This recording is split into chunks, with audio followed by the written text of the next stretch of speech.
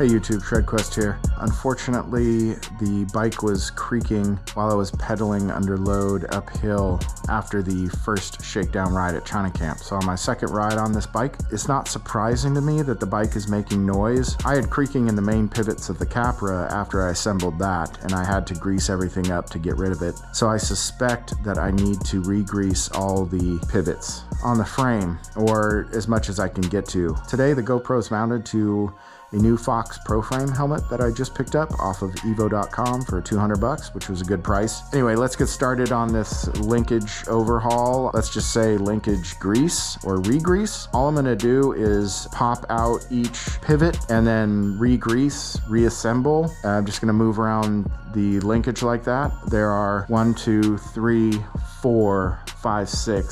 points I'm gonna grease. If it's still making noise after that, I'll go to the shock mount points and grease those, but I don't want to undo those just yet. I'm gonna go one at a time and see if I can eliminate the creak, because that did work for my Capra. They just don't use enough grease, so I have a feeling that's what it is. Plus the carbon frames, I feel like, tend to reverberate noise quite well. If you have a pivot without grease and the metal is contacting the carbon, but the whole rear triangle of the bike is flexing, right, as you pedal uphill or, you know, pedal under load, you might hear like the head, like this outer part, for example, of the pivot, like just slightly moving against the carbon, and that might create a creak. So we'll try and get some grease in where we can. I anticipate that all of the linkage pivots are dry as a bone, and they are totally dry.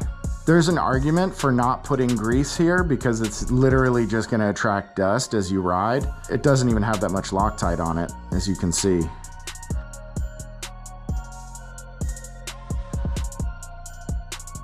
I'd rather clean out the linkage pivots every 6 months or so from grease and accumulated dirt than to not have grease on them.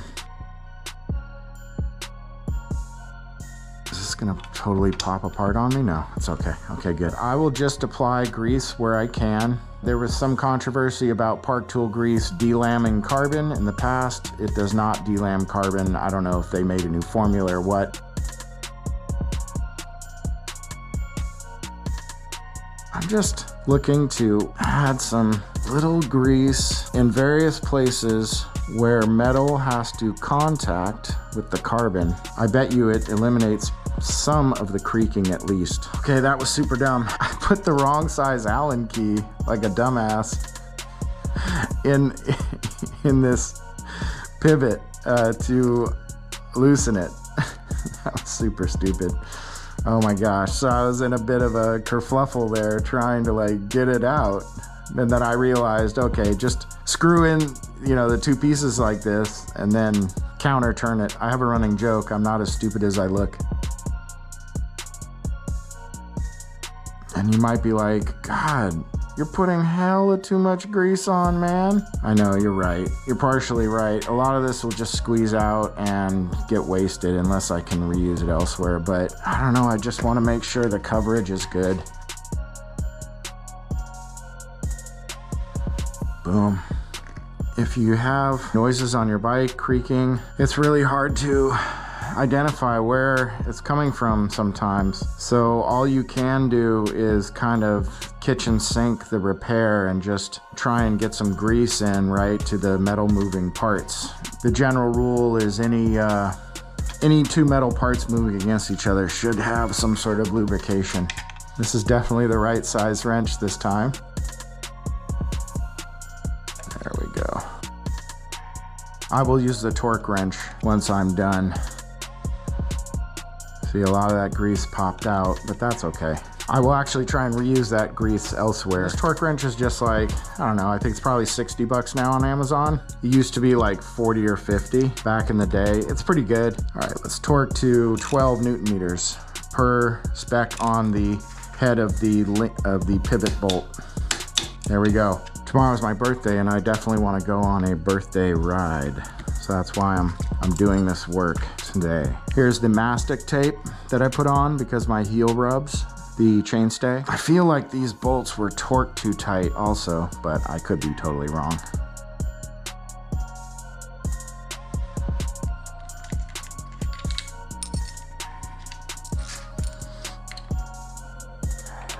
come out? Yes, a little easier.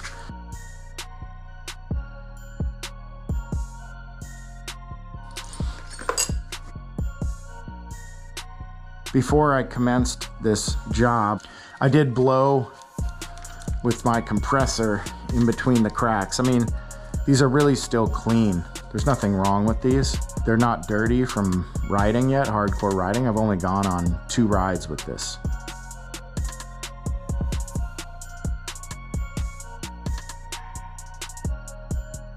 I'll be saddened if this does not fix the issue, because that means there might be something more serious at play with the frame. I'm just hoping it isn't though. Grease heals a lot, guys. It's great medicine for bikes. There's more Loctite on this one, this bolt head. I don't know, you wouldn't call it a nut. It's not a nut, it's a cap. A bolt cap? I don't know. So far, so good. Man, if I was like a famous sports athlete, you know, sports star, I would totally hire my own private bike mechanic who I trusted to be as detail-oriented as myself. Good with that. Pop that in there. So yeah, this Fox Pro frame helmet is doubling as a head strap GoPro mount, but I am getting some time getting used to wearing the helmet, so that's good. Killing 2 birds with 1 stone. That's always what I try and do, guys. I think that's good enough. Oh wait, I didn't grease this side. There we go.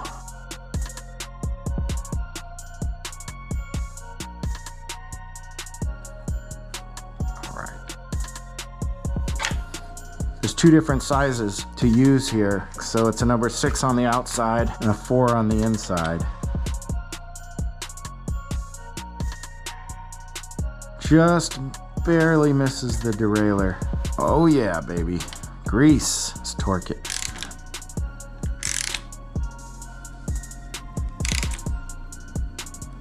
Double check that, I'm always paranoid. Yep, it's just at 12. I hate this, really I do. I really don't want to have to undo this main pivot. It's super aggravating, but I don't know any other way around it right now. There's like a little compression bolt in there, and that is 6 Newton meters, number 4. And that should come right out, which it does. Boom. Looks like there is some dust already in that. Why am I not surprised?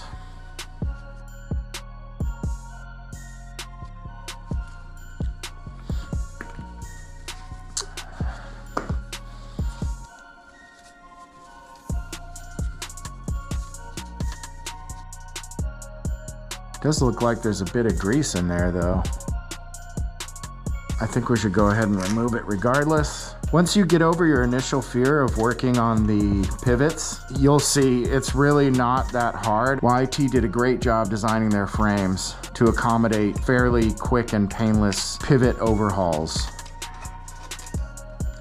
It's really not that bad. You'd be surprised. Yeah, there's not, I don't know. There's some lubrication on there, but I'm glad I'm taking this apart.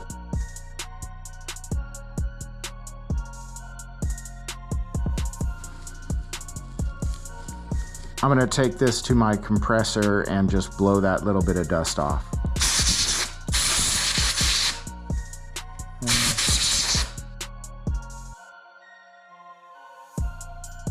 I can't shift the rear triangle off of this main lower pivot yet because the shock needs to be deflated first, but that's cool, I don't wanna do that. I'm just adding a little insurance grease to this.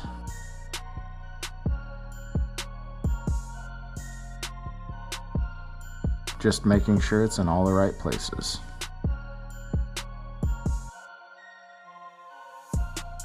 It's already dirty though in between here. Oh, I forgot about that grease. I'll use it somewhere else. I know where to use it.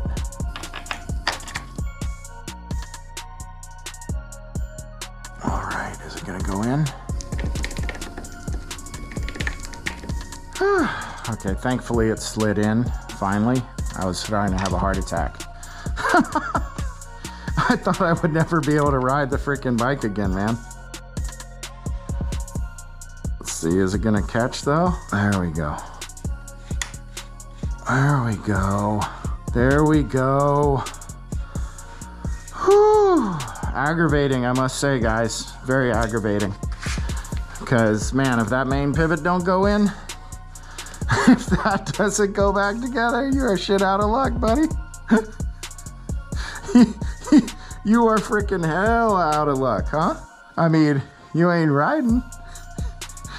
You gotta take everything apart, you know, probably take this whole rear triangle off and get in between there. There's all kinds of dust seals and caps in between the bearings and whatnot, but it went in. All right, let's look at this cap again. What does it say? 17 Newton meters for this interior one. Okay, that's a number 6 hex key, 17 Newton meters, and then 6 Newton meters for this outer compression. 17, huh? Back that off. That's like 17.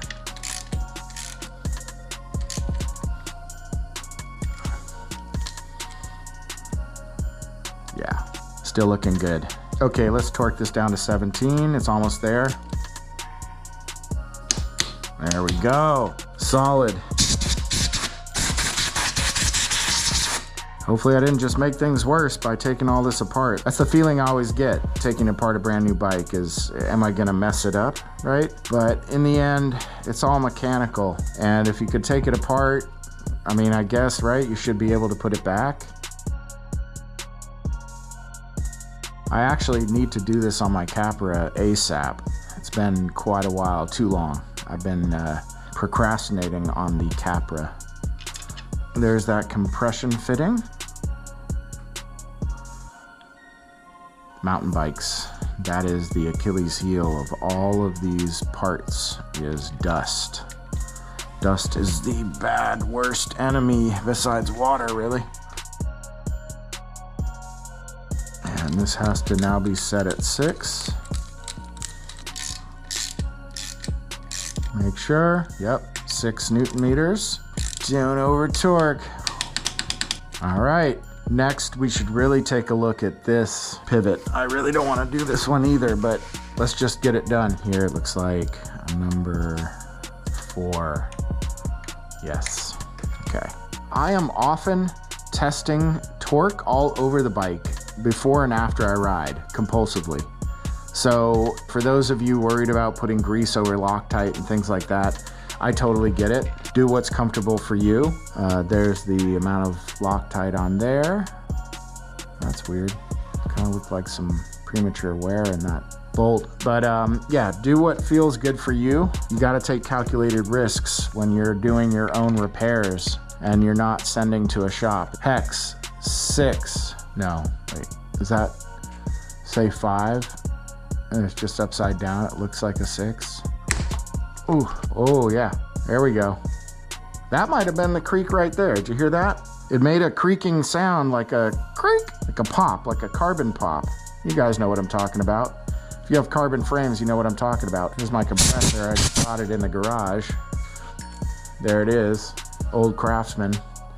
Man, I don't know how folks can get along without a freaking compressor. I used a 5 hex key to pop this compression fitting off. Now I will use the 6 to undo this screw. Oh, what is that? Oh, what is that? Huh. It's like this little piece of plastic. That is very random. I don't know what that is. I'm gonna leave it on there. That's interesting. I don't know what that thing is, but I'm gonna leave that on and just put grease over this. It actually looks fine. There's a pretty good amount of grease in there. This bolt doesn't look too bad.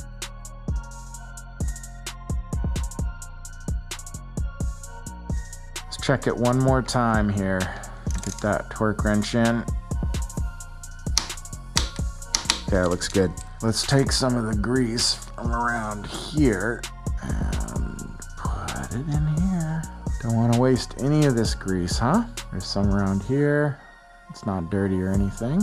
Get some of this grease over here. Now this compression fitting can go in. That actually felt pretty rough putting that in. I wonder if that's where the cracking sound was coming from. Because again, the frame was flexing and cracking, making a cracking noise. I think in general, e-bikes tend to be noisier anyway than other bikes. All right, there we go. This is 15 on the inside and 5 Newton meters on the outside using a number 4 hex.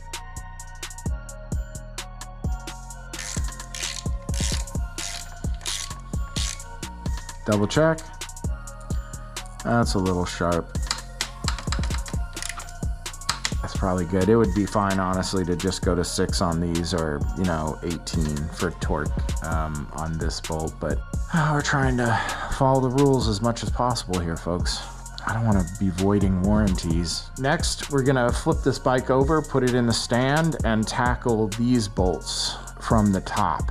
I think that'll be easier, looking down, not having to deal with this. Let me wipe this down a little, the wet rag. These inner pivots are not going to be as hard because they're not dual-sided. So hopefully they're not as hard, famous last words. Is everything looking okay back here? I don't know. We're going to have to ride it and see. This main one was a little complicated to get back together, unfortunately. But I mean, I didn't take it fully apart, and I know that long pivot screw would not have sunk in if there were issues. So we're gonna safely assume that this one's okay. We're not tackling the shock mounts today. We're just gonna ride this first and see if my work here on the pivots did what I'd hoped. So these come off with a, what is that, number 5? Better to use the torque wrench in this case. Number 4, guys. Number 4 hex key. It's not printed on the bolt which size hex key to use. Let's hope the whole bike doesn't fall apart when I release this, guys. Oh, no, it's fine. Oh, just as I thought. Not much grease in there at all. Like none. No grease in there at all. Nothing. Totally bone dry. YT. Luckily, it's not very dirty around here. Let me know in the comments if you run a fender on your full suspension in the rear. I tried it once on the Capra, and I felt like during compressions, the fender was getting impacted. And so, I mean, besides the funky look of a fender, like on the rear triangle of a full suspension bike, it does have some utilitarian purpose to it to keep some mud off. I just didn't feel like it was really keeping that much debris off of the rear. More importantly, I felt it was impacting the seat on hard compressions. This interior one is 15 Newton meters. Just need to slip that in there. There we go. Thankfully, these pivots are easy to work on. These up top here behind the, on the seat stay. The seat stay pivots. It's kind of a cool looking rocker link though. I've always thought that about YT Decoys. Their linkage is pretty sick, their setup. That's only at 8 and we need 15. That's about right. 15. Let's move on to the next one. This will be the last one in the repair. Thank God. I was about to tighten, not loosen. Back it out.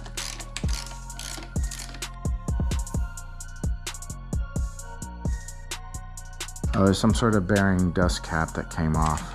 That was on the other one too. Okay, cool. Well, now I know what that is. No grease. Let me get my light. No grease. Might have been these 2 pivots. Might have been these 2 seat stay pivots with the rocker link that caused the issue of noise. Let's reuse some grease from here. Get it in there.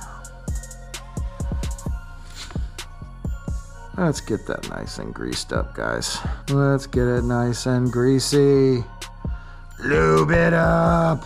Lube it up. Let me know in the comments your most favorite bike repair and your least favorite bike repair. And it could be anything, like what? Like straightening your handlebars or recentering your handlebars, or maybe that's your favorite because it's, you know, the chillest one or something, or, you know, the least aggravating. What's your least favorite? Okay, just this amount of grease is probably good enough. Just want to make sure it's not cross-threading, but it's not. This bike is brand new, so I shouldn't even have to do this. I already know there's no grease in the headset. I'm just procrastinating on taking the fork off, but at least it doesn't have some crazy internal cable routing through the headset deal. That's what I like about the Decoy. If you're gonna settle for a bike with less range and an old chassis, at least you know what you're in for. There's no surprises. They've been testing this thing for over 5 years. They've been testing this model. Look at it that way. So there's just no surprises left. There shouldn't be, except for manufacturer defects, right? Okay, that's 15 Newton meters. Let's go ahead and just double check this torque. I always like to be safe. Double check this torque. Nice, looking good. All that grease getting all over the frame. Just gonna track dirt. Also let me know in the comments if you baby your frames, or if you just put the bike together and don't worry about frame wrap or any other protective coatings and you just start shredding. No worries, not a care in the world, which is totally cool. All right, so quick run through. We greased up these two seat stay pivots. We greased up this lower main pivot, and we greased up this mid pivot, seat tube pivot right here.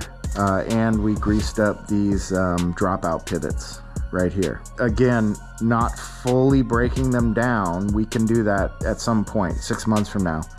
But we just, unscrewed the bolts, the pivot bolts, and we just greased up the pivot bolts, basically. Just external grease for now, because it sounded like noise was reverberating through the frame.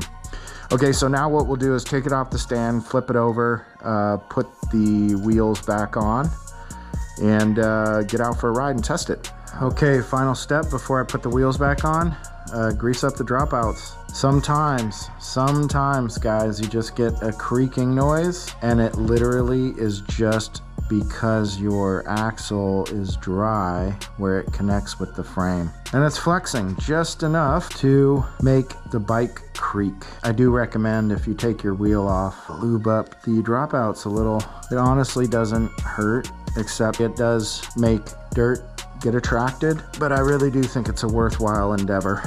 I fixed a used bike in the field before just by applying grease to the dropouts, and got rid of a creak that would have kept me from purchasing the bike. Clean off the axle caps here, those dust caps. Let's get a rag with a little less possibility of grease contamination, making sure we steer clear of the rotor. Don't want to contaminate the rotor, guys. Looking good. All right, I did make sure to release the derailleur clutch before taking the wheel off, in case you're wondering. That is an important step not to be missed. Can you help me, guys? I'm having a little trouble here.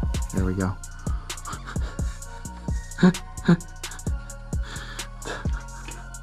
Damn it, that's not right. It doesn't want to go down in the brake. Did I get it? There we go. Hey, like surgery, guys, like surgery. Okay, we'll leave that for now. Clean these front dropouts on the fork. Bikes are amazing, aren't they, guys? It's my only way to blow off steam, so I love them. I love bikes. It's a great hobby, super rewarding, especially getting out on the long recons out in the middle of nowhere, out in the woods. Super fun.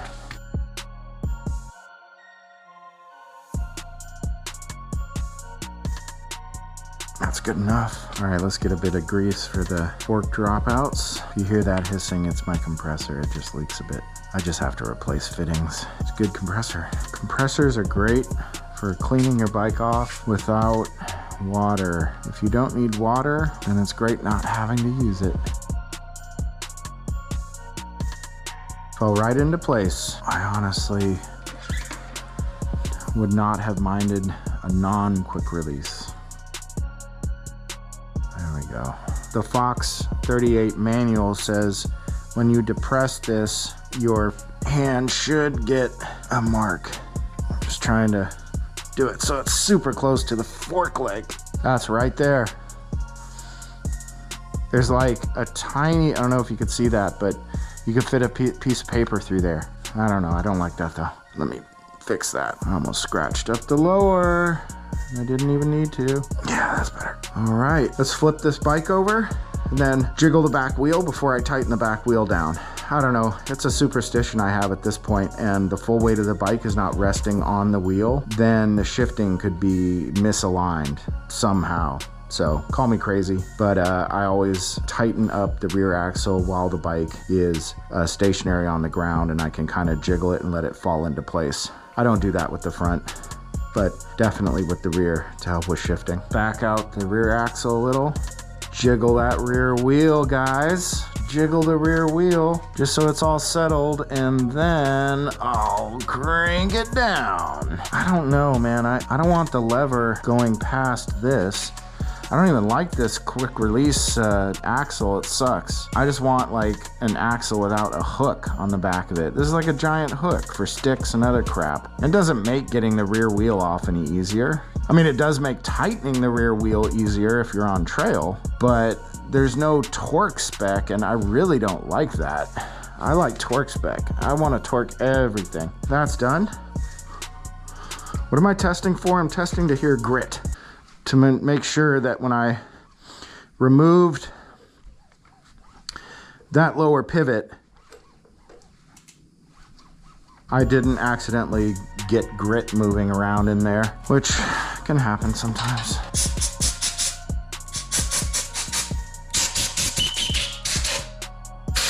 Not the first or last time I'm gonna blow air. All right, test now. It's not making the same. When I was moving the bike, just like this, I could hear the frame popping. That's a good sign. If you hold the bike stationary and you push down on the pedal like this to imitate like the side flex that you get, and it doesn't crackle, snap, or pop, you're pretty good. Let's get the battery in.